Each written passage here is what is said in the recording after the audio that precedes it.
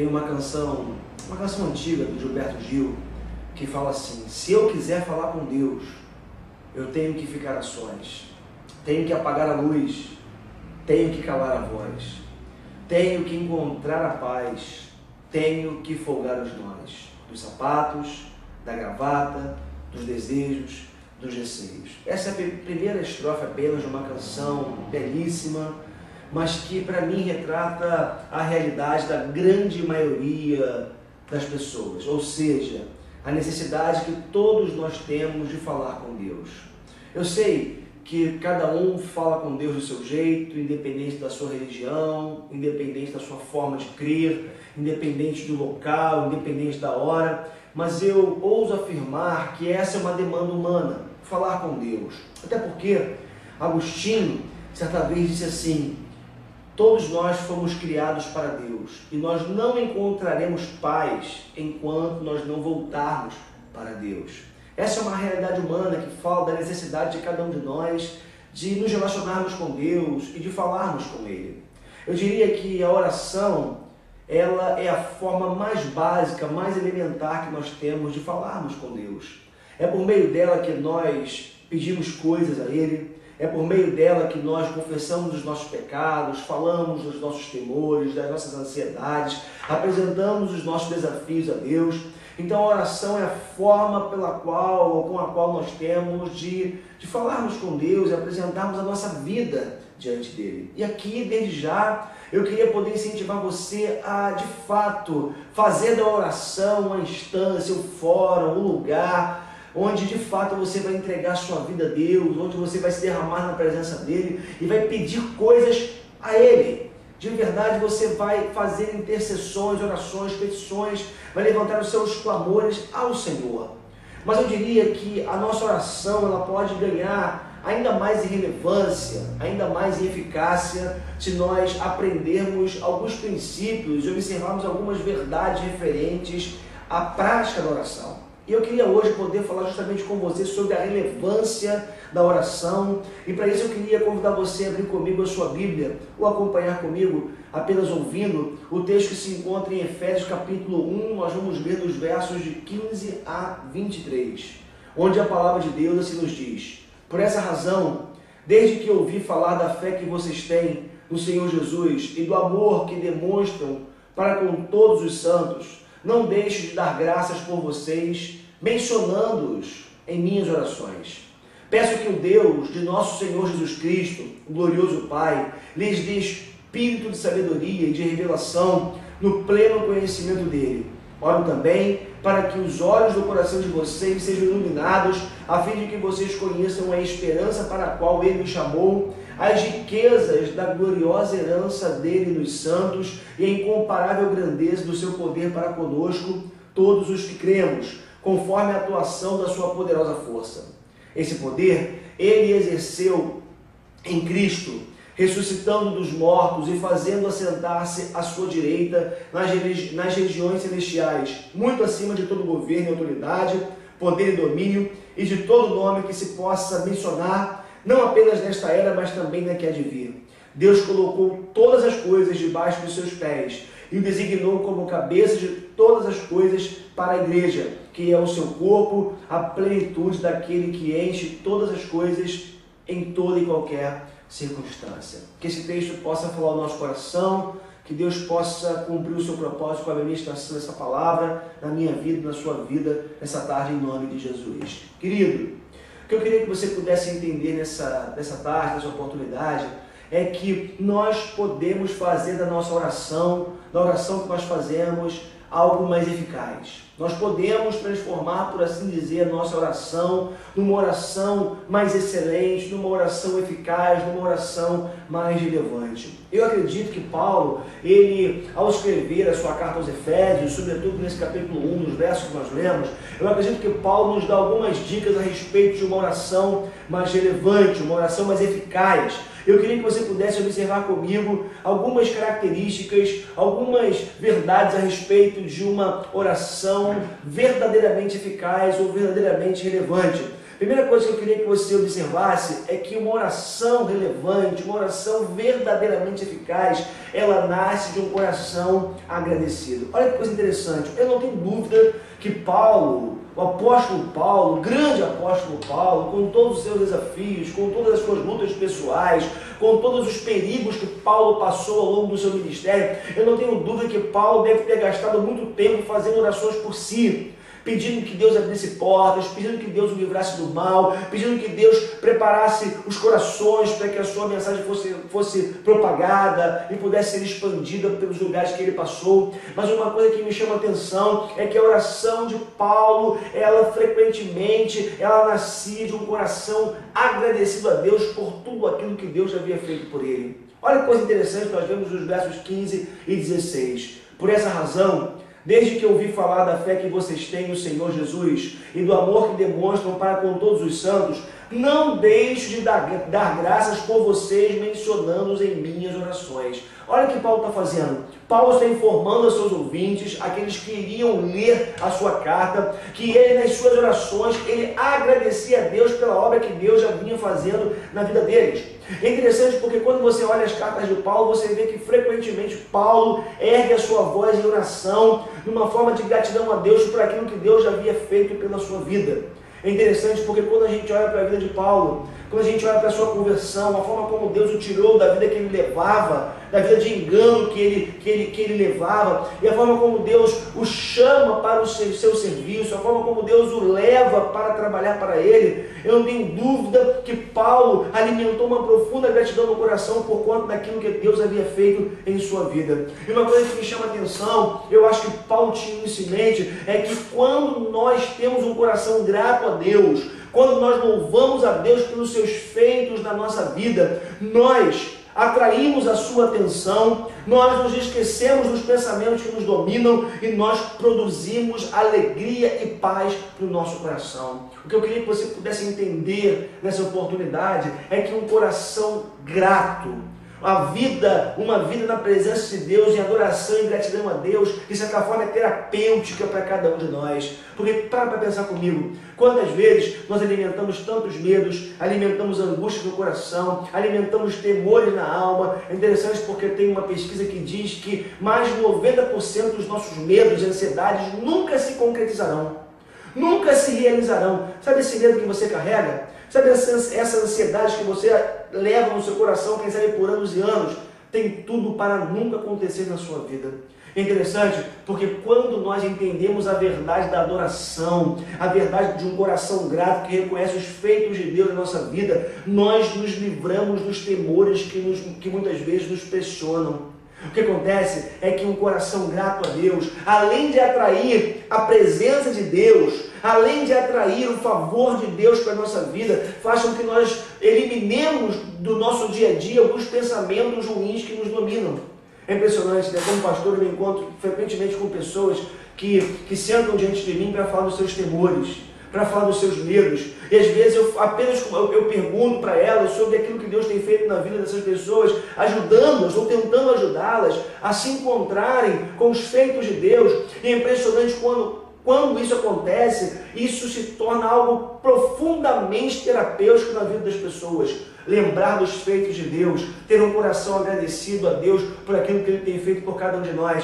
Isso faz com que as nossas orações, elas se tornem mais relevantes, porque o ponto de partida é um coração agradecido, é um coração que se lembra, que traz à memória aquilo que Deus já fez por cada um de nós. Então, se você quiser que a sua oração seja mais relevante, comece buscando para você ter um coração mais grato diante de Deus. Uma segunda coisa que você precisa entender é que uma oração relevante, uma oração eficaz, é aquela que nasce com um coração misericordioso. Olha o que Paulo fala também no verso 16. Não deixo de dar graças por vocês, mencionando-os em minhas orações. Que coisa bacana, né? É interessante porque tem um ditado que diz que farinha pouca, meu pirão primeiro. É interessante porque às vezes a gente acha que a farinha de Deus também é pouca, né? Então, a maior prova disso é a forma com que a gente ora, né? A forma tão ensimesmada como a gente ora. A gente ora, nós oramos por nós mesmos, oramos pelos nossos filhos, oramos pelo nosso casamento, oramos pelos nossos negócios, oramos para que Deus abra portas para nós, oramos para que Deus nos cure.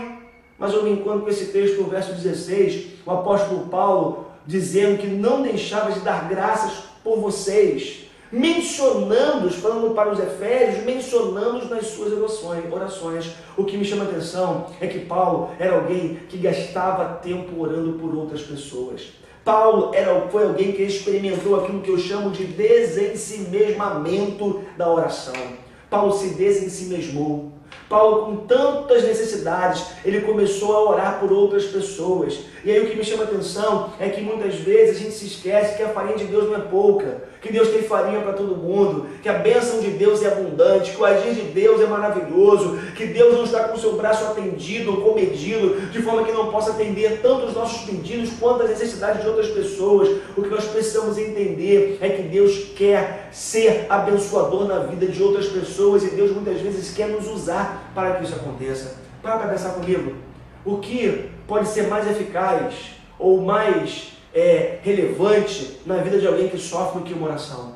Para pensar, esses dias eu passei por um acidente de trânsito, estava com as minhas filhas no carro, eu passei por ali e naquele momento confesso que a minha preocupação era apenas uma, que as minhas filhas não vissem a quantidade de sangue no rosto daquele rapaz. Agora, para pensar comigo uma coisa, antes do socorro chegar, antes do bombeiro chegar, a intercessão ou a oração por aquela pessoa, por aquele casal, no caso que estava no carro, poderia ser mais importante e seria mais importante do que o próprio socorro do bombeiro, que chegaria em 20 minutos a partir daquele momento. O que eu quero que você entenda é que a oração, ela é extremamente importante na nossa vida e na vida das pessoas que nos cercam. Sabe por que Deus salvou para você? Sabe por que Deus tirou você de onde você estava e colocou você onde você está hoje? Porque Deus, dentre outras coisas, quer fazer de você um intercessor, quer fazer de você uma intercessora. Olha que coisa interessante, nós encontramos também em 1 Timóteo capítulo 2, versos de 1 a 3, Paulo também falando na sua carta a Timóteo: antes de tudo, recomendo que se façam súplicas, orações, intercessões e ações de graças por todos os homens, pelos reis e por todos os que exercem autoridade, para que tenhamos uma vida tranquila e pacífica, com toda piedade e dignidade. Isso é bom e agradável perante Deus, nosso Salvador. O que você precisa entender é que Deus chamou você para ser um intercessor. Deus chamou você para exercer a misericórdia. A misericórdia, ela é exercida de forma prática, estendendo a mão, ajudando ao necessitado, mas também a misericórdia é exercida através da oração, através da intercessão, esse cuidado que se manifesta por meio desse clamor por outras pessoas. Eu queria dar uma dica para você.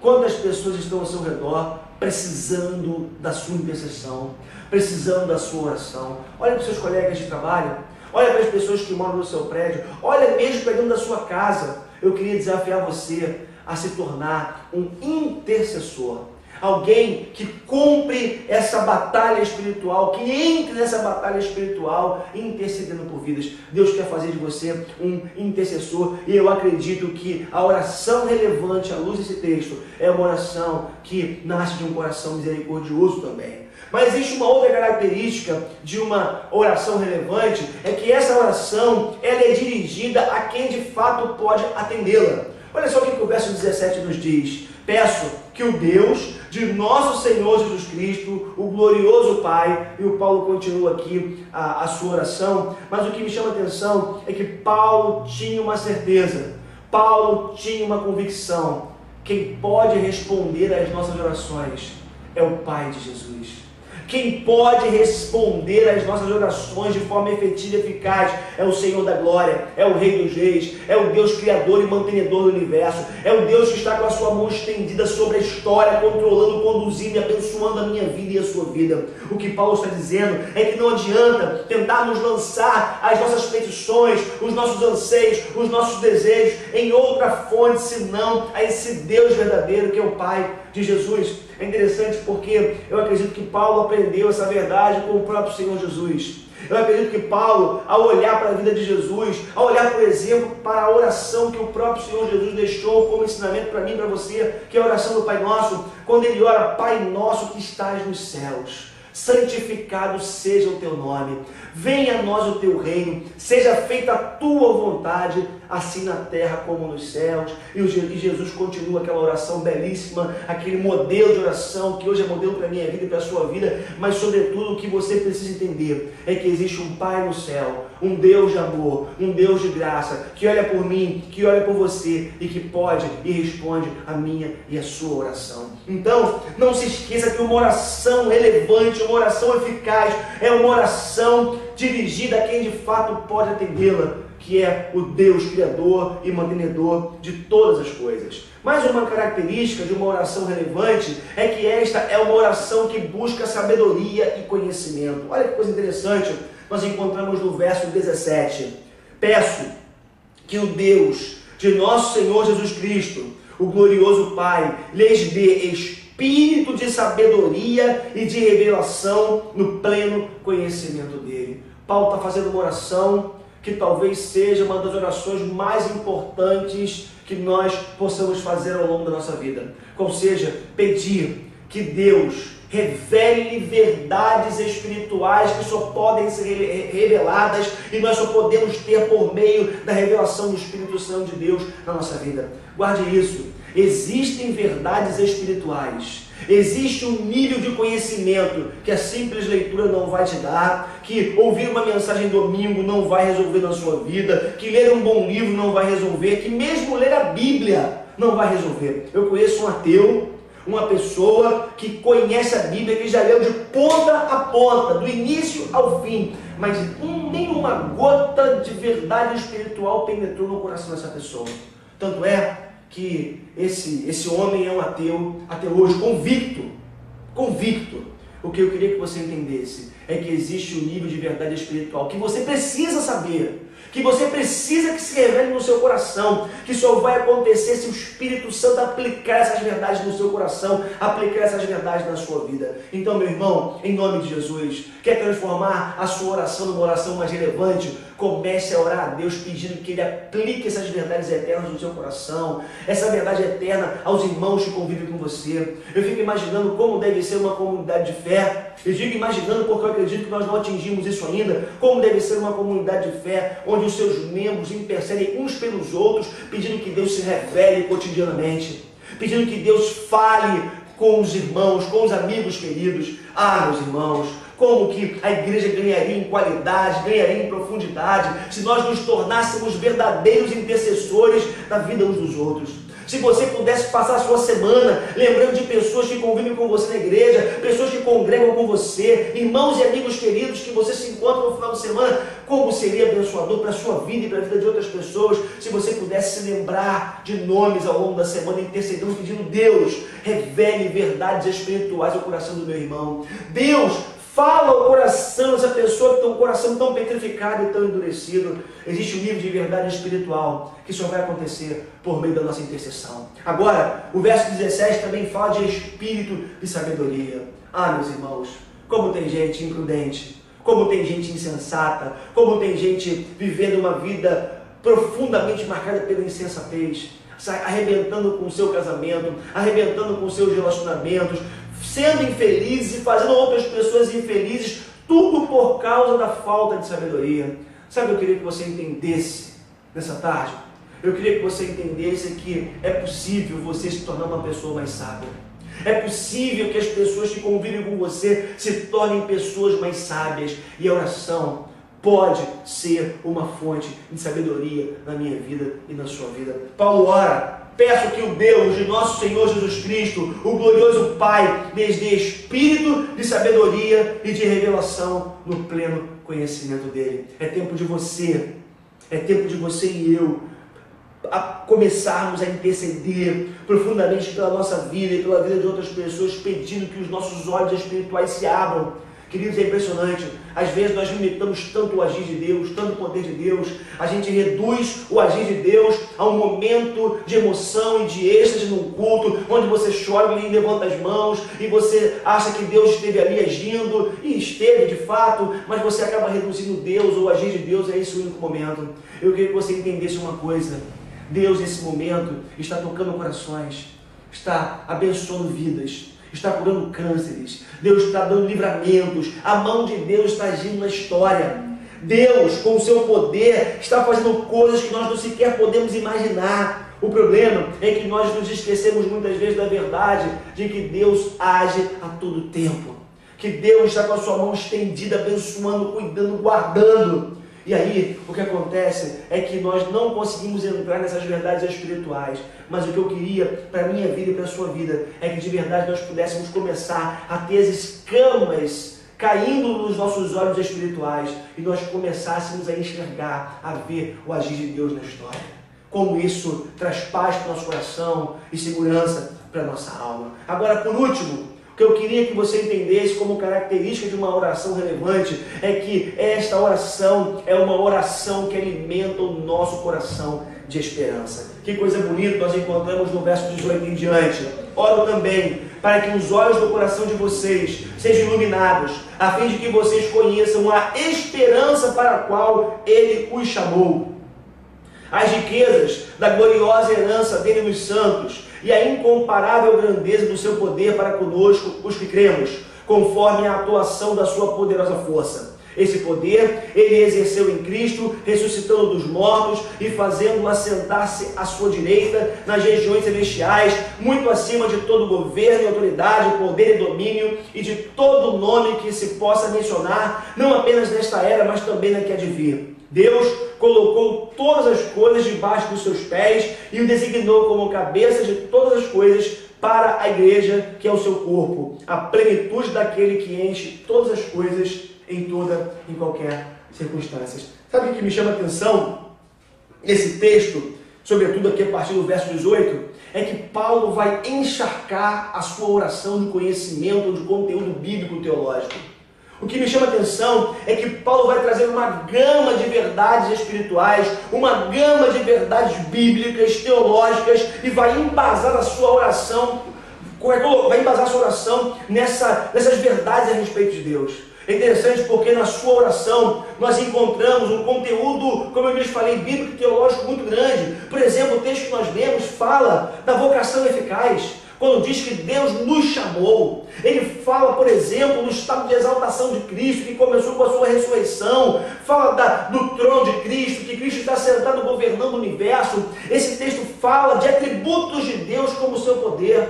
Sabe o que eu queria que você entendesse? Que quando nós enchemos a nossa oração, encharcamos a nossa oração com esse conteúdo bíblico, com as verdades bíblicas, com verdades teológicas, isso tem o poder de produzir paz no nosso coração, por uma razão muito simples. Quando nós verbalizamos essas verdades bíblicas, quando nós proferimos essas palavras, nós mesmos nos lembramos do poder, dos atributos de Deus, nos lembramos do caráter de Deus, e isso faz com que o nosso coração se enche de esperança diante dos nossos desafios, diante dos nossos problemas. Ah, meu irmão e minha irmã, como que nós podemos aprender com Paulo nessa tarde, como termos uma oração mais relevante? Eu queria continuar incentivando a você a orar. Ore, fale com Deus, peça coisas a Deus, mas entenda que uma oração relevante também, sobretudo, é uma oração que ela nasce com um coração misericordioso, é uma oração que olha para o alto, que nasce com um coração agradecido, é uma oração que busca esse conhecimento, essa revelação de Deus, é uma oração que enche o coração de paz, uma vez que se lembra dos atributos, das perfeições do caráter de Deus. Que você possa aprender com a oração de Paulo e que você possa viver a experiência de orar de forma mais relevante, de forma mais eficaz, por você e por aqueles que Deus tem colocado ao seu lado para existir junto com você. Deus te abençoe, em nome de Jesus. Amém.